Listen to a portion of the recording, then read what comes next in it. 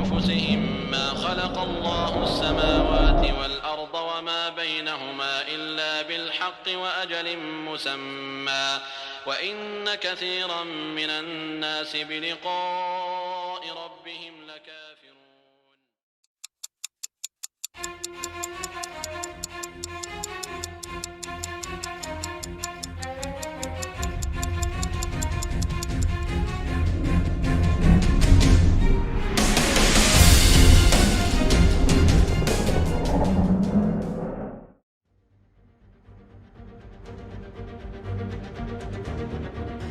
Assalamualaikum warahmatullahi wabarakatuh.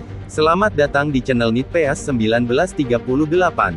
Di video kali ini, kita akan menyelam di lautan Al-Hikmah, atau filsafat Islam. Maka dari itu, bersiaplah.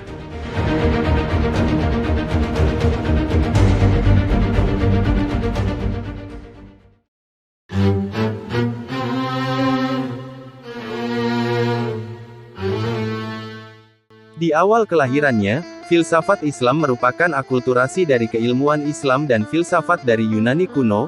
Ketika umat Islam terus berdakwah dan berjihad untuk mendunia, maka sampailah penyebarannya di negeri kelahiran filsafat, yaitu Yunani, yang pada waktu itu masuk ke dalam daerah Kekaisaran Romawi. Dan inilah, sekilas, mengenai awal mula filsafat Islam atau Al-Hikmah.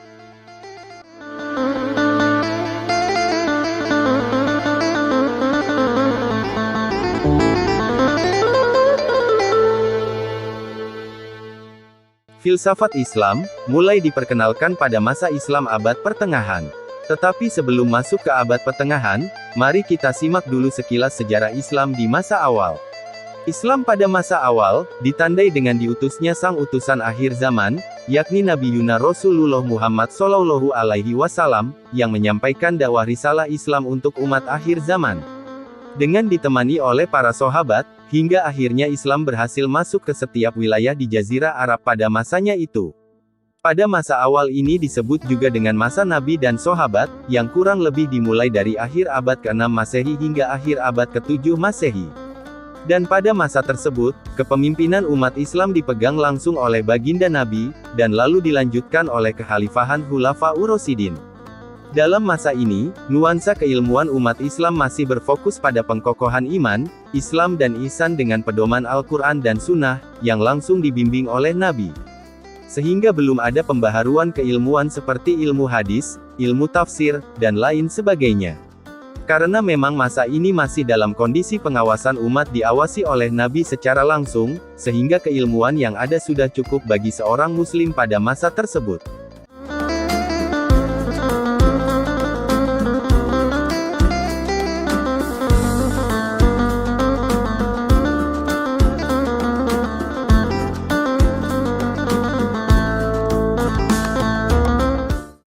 Setelah Nabi dan para sahabat wafat, masa perkembangan Islam dilanjutkan oleh generasi tabi'un dan tabi'ut tabi'in. Yaitu masa umat Islam yang mayoritas muslim pada masa itu adalah murid dari para sahabat Nabi, atau disebut dengan tabi'un. Dan juga murid dari tabi'un yaitu tabi'ut tabi'in.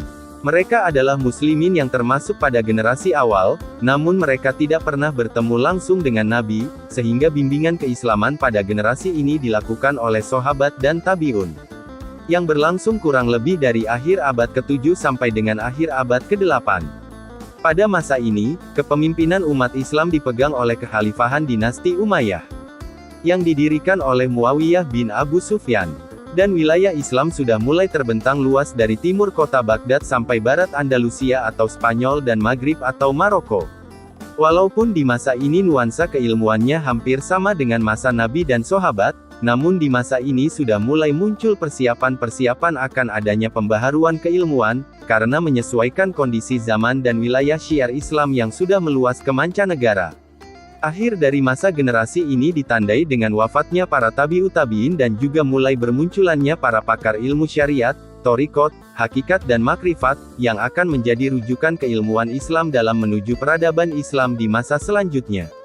Akhir masa generasi ini disebut juga sebagai akhir masa peradaban masa awal Islam.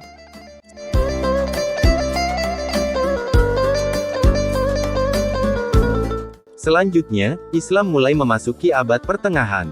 yang ditandai dengan peralihan kekhalifahan dari dinasti Umayyah ke kekhalifahan dinasti Abbasiyah. Pada masa dinasti Abbasiyah inilah mulai bermunculannya pembaharuan-pembaharuan keilmuan, dan tercetaknya para tokoh-tokoh ilmuwan muslim, termasuk filsuf muslim. Khalifah pertama dinasti ini adalah Abu Abbas Abdullah bin Muhammad As-Saffah, yang sekaligus sebagai pendiri dinasti ini, dengan dibantu oleh kakaknya yang bernama Abu Ja'far Al-Mansur, di tahun 750 Masehi.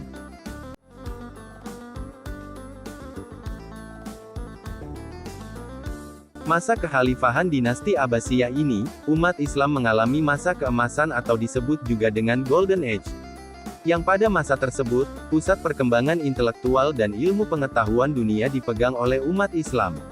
Diawali oleh Khalifah Harun ar-Rasyid, yang mendirikan pusat penerjemahan manuskrip-manuskrip bahasa asing ke bahasa Arab yang disebut dengan Baitul Hikmah atau dalam bahasa Inggrisnya disebut dengan The House of Wisdom, yang kemudian juga menjadi perpustakaan besar pada masa tersebut. Kemudian pada masa khalifah selanjutnya, yaitu Khalifah Al-Ma'mun ar-Rasyid yang menjadi khalifah dari tahun 813 sampai tahun 833 Masehi. Baitul Hikmah benar-benar digunakan secara maksimal. Dan di masa inilah manuskrip-manuskrip filsafat Yunani mulai diterjemahkan dan dipelajari oleh para ilmuwan muslim.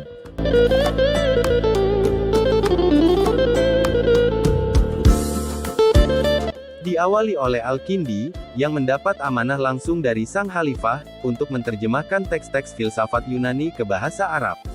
Sehingga dengan kecerdasan Al-Kindi, teks-teks filsafat Yunani tersebut bukan hanya diterjemahkan, tetapi juga dipelajari secara mendalam, dan mencoba untuk diakulturasikannya dengan keilmuan-keilmuan dalam Islam. Sehingga dari situlah muncul pemikiran-pemikiran Islam yang menggunakan metode filsafat.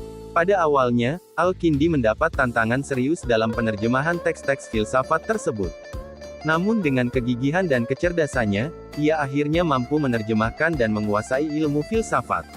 Sehingga ia disebut sebagai Bapak Filsafat Islam, yang membuka peradaban awal filsafat Islam klasik. Pada masa ini, istilah filosofia dari bahasa Yunani, diubah oleh Al-Kindi menjadi falsafah, sedangkan filosof diubah menjadi filosof. Sedangkan istilah Al-Hikmah sebagai penamaan filsafat Islam, itu mulai diperkenalkan setelah lahirnya para filsuf muslim berikutnya, seperti Al-Farabi, Al-Ghazali, Ibn Maskawai, Ibn Tufail, Ibn Bajjah, Ibn Rushd dan lain-lain. Itulah sekilas, tentang awal mula filsafat Islam atau Al-Hikmah. Jangan lupa subscribe, like and share video ini. Dan tunggu part video selanjutnya, yang akan membahas tentang fakta-fakta tersembunyi di awal filsafat Yunani. Sekian, dan terima kasih. Wassalamualaikum warahmatullahi wabarakatuh.